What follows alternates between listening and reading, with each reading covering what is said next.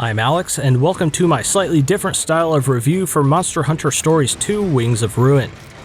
I'm sure there's about 200 other reviews for this game out just today, so I decided to provide something a bit different for those true RPG/JRPG fanatics, so I'm going all in on just evaluating the game's core battle system, which I will be assigning a final grade to towards the end of this. I will also be critiquing how potent I found each of these 6 weapon types to be during my playthrough, and will be giving them a nice old score as well, purely based on my own personal experience. Now in Monster Hunter Stories 2, there are 2 Pierce type weapons, 2 Blunt types, and 2 Slash types, but you will likely want to have one of each type equipped on your character at all times, since they can impressively hold 3. Expansive back pockets must be a perk of being a rider. So first, for the 2 Pierce type weapons, you can choose between either the Gunlance or the bow. Let's start with the Gunlance, which is a strong offensive and defensive weapon that works the best in lengthy battles. Each turn, the Gunlance accumulates ammo charges, which can be consumed to power different skills. First, the Gunlance comes with the Shelling Attack skill, which can be cast as either a power, speed, or tech type, which applies to most all the skills upcoming in this video. Shelling consumes 2 ammo, stabbing and firing a blast into the target, and it also greatly charges the kinship gauge if it's used to win a head-to-head. That kinship gauge boost will also apply for the next 2 skills as well. Next, we have the Worm Stake Cannon, costing 5 ammo, which lodges a multi-hitting spear into one target. Then at 8 ammo, you can perform a Burst Fire, which hits all enemies on the battlefield with a big AoE blast. Next, costing no ammo but kinship gauge instead, you can go for a Tech Seal, Power Seal, or Speed Seal, which is an attack that can sometimes block certain attack types from enemies. The Gunlance also has the Guard skill, which allows you to mitigate oncoming damage to yourself.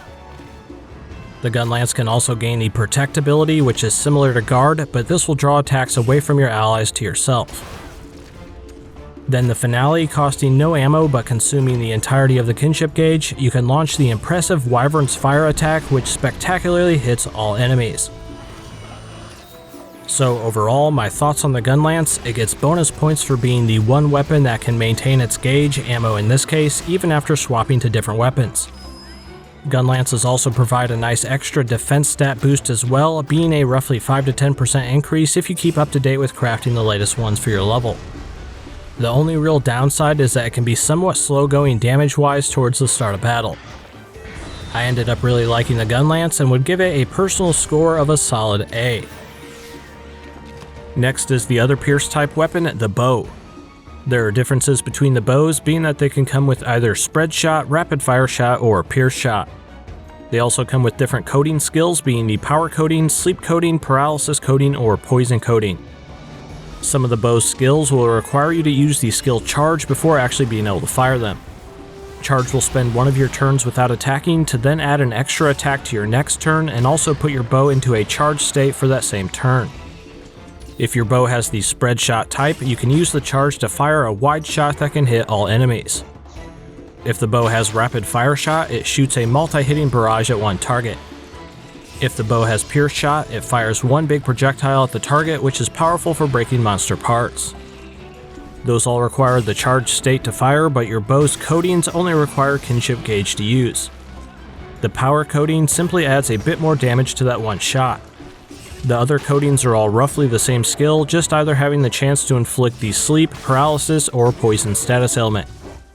Later on, the bow can gain the Arc Shot to expend a bit more kinship gauge to call down a large AoE that hits all enemies. The bow also has the skill Absolute Evasion, which allows you to dodge almost any attack during that turn. So overall for the bow, I found it to be a little more hit and miss than the Gunlance. This came down to the unpredictability of actually inflicting those status ailments, along with the charge ability often putting you in harm's way since it fully consumes one of your turns. Some of the bow's attacks are really strong, however, either doing great work to entire groups or high DPS to single targets if they're weak to pierce. For me though, I found the bow weapon type to feel a bit lacking and would personally peg it at a C+. Next section, we have the 2 blunt damage type weapons, the Hunting Horn and the Hammer. For the Hunting Horn, it comes in 4 variants, which alter what skills it has access to, being the Music type, Tune type, Melody type, and Song type. The Music type has mostly healing, like the Metal Overture skill, which gives you health regen for 5 turns. Music type also has the skill Healing, which cures your team of negative status ailments. Lastly, it has Soothing Sounds, which does a medium heal for your entire team. Then there are the Tune type Hunting Horns, which focus more on offensive buffs. They come with Charge Ahead, which gives the entire team a buff to their elemental attack damage. Then it has Berserk, which raises the critical chance for the whole party. The skill Bonds of Kinship gives you a buff to your kinship gauge charge, which is really noticeable when winning those head-to-head encounters. Lastly, it can get Bloodsuck, which will give the team a buff that will allow them to absorb HP for each attack for 5 turns. The next Hunting Horn type is Melody, which focuses on eliminating negative status effects. It comes with Negate Poison, Negate Sleep, and Negate Paralysis, which all make the entire team immune to their corresponding status effect, each lasting 5 turns. Then at a bit more kinship cost, you can learn the Negate Ailment skill, which makes the entire party immune to all status effects for 5 turns. The last Hunting Horn type is then Song, which focuses on a little bit more general all-around support. It comes with Iron Defense, which raises the entire team's resistance. Then it has Savor, which gives you a buff for 5 turns that provides a chance to not consume an item upon use. It can also gain Awakening, which gives a boost to the party's attack, defense, and crit chance for 5 turns. It can also get the Blast ability, which can inflict stun on all enemies, but can also force underground creatures out of hiding. Those are all the Hunting Horn types, and all the previous ones also come with the skill Absolute Evasion, which can be used to evade one attack. Overall, the Hunting Horn doesn't provide much in terms of offensive attacks, but it really excels as a support weapon that you'll want to switch out to from time to time to activate fairly strong buffs. The Hunting Horn is mostly a situational weapon, usually more useful for boss or more challenging encounters, but it also kind of depends on where you're at in the game as well. For the early to mid game, the Hunting Horn is great, somewhat less so in the late game, bringing it to my final verdict of a B. The other blunt type weapon is the Hammer, which has different attacks at charge levels 1, 2, and 3, along with having 3 hammer variants being the Blastfire Chaser, the Sleep Seal Chaser, and the Para-Poison Chaser. Those variants dictate which version of the Chaser skill you get, which is a large single hit attack that deals extra damage if the enemy has the corresponding status effect when you do it. You get that damage boost with the Blastfire Chaser if the enemy has Burn or Blast Blight on them, the Sleep Seal Chaser gets a boost if they have Skill Seal or are sleeping, and the Para-Poison is boosted if they have Paralysis or Poison. These also require a charge level of 1 or 2, depending on if you use the standard Chaser skill or the Chaser Plus. At a charge level 1, the Hammer can also do the double swing attack, which is slightly stronger than your standard hit. The full double swing, however, requires a charge level 2 and will hit all enemies instead of 1. Then also at charge level 2, there is the Meteor Hammer, which is a fairly big single target smash. Charge level 3 is serious business, giving access to Spinning Meteor, which is a very strong single enemy strike. Level 3 also has the Hammer Slammer, which is a large AoE attack that hits all enemies. The Hammer also has the skill Absolute Evasion, allowing you to avoid one oncoming attack. The Hammer can be tricky to make effective for 2 reasons, one of which is the fact that you can only use these skills at your current charge level, not lower.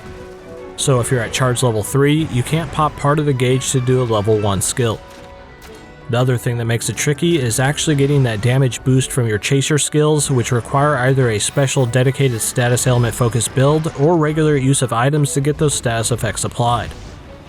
Although it can be hard to set up at times, the Hammer hits like a ton of bricks and can provide some of the largest single strikes in the entire game. Overall, the Hammer has a high skill ceiling with some big power behind it if you create the right build for it, but it can be tricky to use correctly, landing it at a personal score of a B-. Next and last, the 2 slash type weapons being the Greatsword and the Sword and Shield. The Greatsword is a pretty straightforward high damage dealer that uses its skills to charge its gauge to do even more powerful skills. To get all the charging started, the Greatsword has the Charge Tackle, which hits one target and bumps the charge level up to 1. After that, you can do a Charge Cut, which boosts the gauge up to level 2 and hits a bit harder. You can consume one of those charges to perform a Charge Slash, which deals really high damage to one enemy. Or if you're up against a group, you can consume 2 charges to perform a True Wide Slash, which hits them all for pretty high damage. The Greatsword also has the ability to guard, which can mitigate some oncoming damage. Overall, the Greatsword is purely focused on raw DPS and doing it over and over again. It doesn't do anything particularly tricky, but that does make it reliable when you just want to focus on the fundamental back and forth of head-to-head interactions, which this game heavily relies on. For me, the Greatsword was a good weapon to throw on for regular leveling or for boss fights, and I would ultimately peg it at an A overall. The other slash type weapon you can pick is the Sword and Shield. The sword and shields come in different types which dictate what attack skill they come with.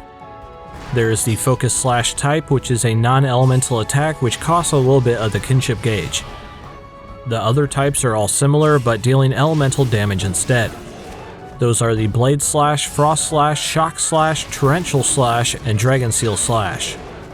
The sword and shield also has the ability to guard to reduce oncoming damage.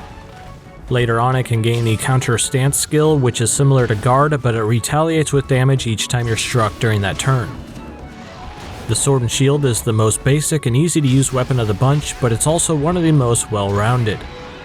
Sword and shields tend to have a higher critical chance than the other weapon types and come with a nice defensive stat boost similar to the Gunlance. The sword and shield was a jack of all trades, simple raw damage dealer, and I would peg it at a final score of a B+. So those were my opinions on the different weapon types in Monster Hunter Stories 2, but now it's time for me to critique and collect my final thoughts on this battle system overall. The combat in Stories 2 does a pretty good job at emulating the flow of a fight from the core Monster Hunter series, but in the complete opposite turn-based manner. Monster matchup knowledge is rewarded if you use the correct element and attack type. You'll need to focus on breaking certain parts of monsters to eliminate their strongest moves, and you'll need to use the right weapon type to exploit the section of the monster you're attacking. You combine all that with the added layer of depth to the Monsty system, being able to swap them out mid-battle, work together with them to do double attacks, assign them actions at the cost of kinship gauge, pass on or level up individual abilities with the gene system, and these all work together without feeling too convoluted, making for a solid combat loop that requires you to actually pay attention to succeed. The only two downsides of this battle system is that those double attacks you can do quite easily are a bit too good.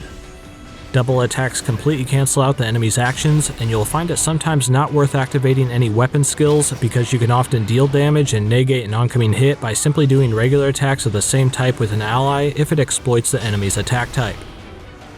Also, the battles do go on for a fairly long time, which I could see some probably criticize even more. However, the game gives you the ability to speed up battle animations up to 3 times speed and provides numerous ways for you to completely avoid combat with certain monster field abilities.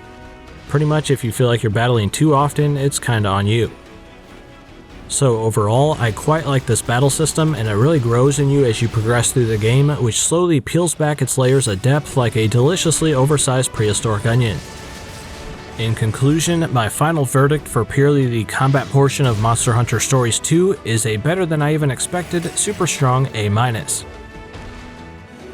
Now let me know if you have any other questions about the battle system or any other aspects of the game, and also let me know if you'd like to see more coverage of Monster Hunter Stories 2 from me. As always, this has been Alex from Boomstick Gaming. Thanks for giving this a watch, and have a great time if you happen to pick this up.